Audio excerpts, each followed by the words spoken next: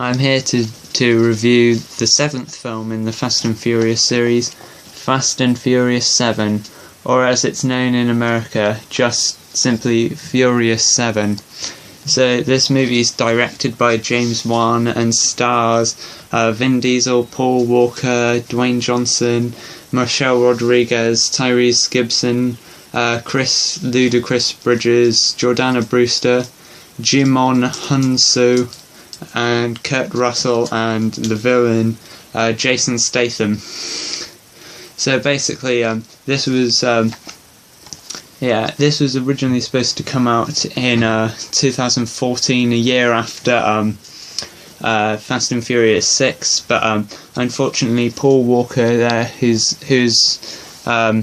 Brian O'Connor in the films, he died in a car accident, not while they were filming the movies, but when died on set of the films, but he died and they hadn't finished filming all the movie, so they stopped a while to think about how they'd finish the film without him.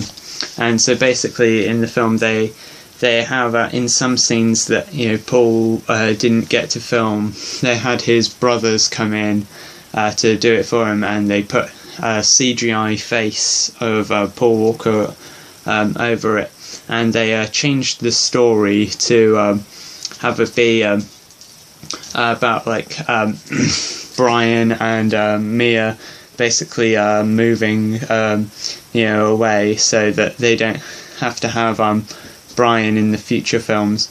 And I think it was really done just beautifully how they handled the leaving of the character, and I'd like to compare it to something else. This does it a lot better than another film series that I'm a big fan of, that where the 7th film, coincidentally, it's also the 7th film that came out 2 years after the actor who played the main character died, and that is the Pink Panther series. The Trail of the Pink Panther came out 2 years after Peter Sellers died, and I would like to compare how this does it a lot better than that piece of shit.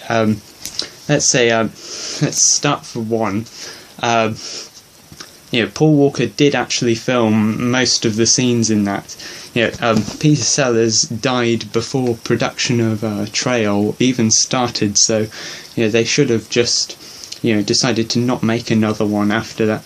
And and the other thing is, yes, Brian O'Connor was originally the main character in these films, but later on it became more of an ensemble film series, so Brian wasn't just the main character. You had tons of characters who could be the main character. The Pink Panther series, even though Inspector Clouseau wasn't the main character of the first one, he was definitely the main character of the rest of them, so making one without him is just a stupid idea. And this one, they actually had a lot of support from the family of Paul Walker, and his brothers filled in, and this one, Peter Sellers' widow actually sued Blake Edwards for making this movie, so that's a big difference there.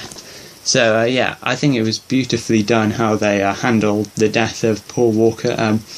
They have the song "See You Again" by Wiz Khalifa, and featuring Charlie Puth. I cannot stand Charlie Puth as a singer. I'm only one call away.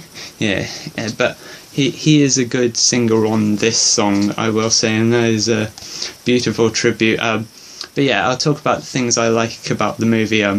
Apart from that, or I'll say what the movie's actually about. It's basically about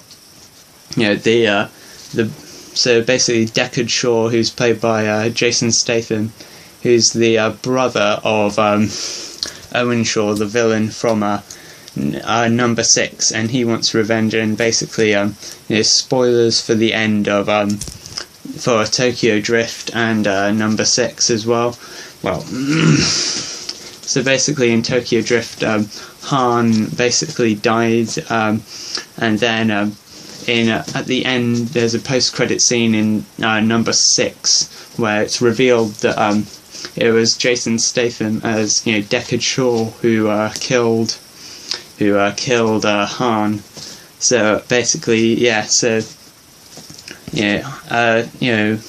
Dom wants revenge because Deckard Shaw killed Han, and Deckard Shaw wants revenge because of what they did to his brother, which I thought was a really good storyline. And Deckard Shaw is definitely the villain, but I like how they both have sides to the story. And I do really like Jason Statham's performance. I like him better than Owen Shaw from number 6. I mean, you do get the feeling that he is very dangerous. This is actually my favourite of the Fast and Furious films, I must say. Not just because of how they handle Paul Walker's death, but it has really awesome action, a really awesome villain, and the action scenes, they're just so ridiculous, but they're so fun to watch. Like when Dom drives the car out of the skyscraper and lands into another skyscraper and then into another skyscraper. I should mention, I mentioned before in the review of number 5 that number 5 and onwards all were about half an hour longer than the first 4 films. Well, also number 5 and onward all have extended cuts, so that makes them even longer than the first 4. But even though they're longer than the first 4, they're just so much fun. So much more fun than the first 4 films. So this is my personal favourite, and the action scenes were really cool, and I like they introduced this British woman in the movie, who's this British woman called Ramsey, who's played by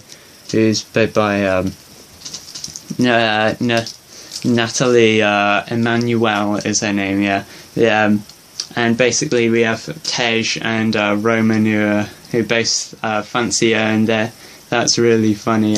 There's a funny bit where basically Roman is like being a distraction, and then Tej basically just cringing at everything he's saying, and also we have great music in this. I mentioned the song See You Again, but then my favourite song from it would have to be the song, I feel like the sky is falling down, ain't nobody here to play around, push it to the edge, I won't back down, and to go hard or go home. Also by Wiz Khalifa, who sang who rapped See You Again.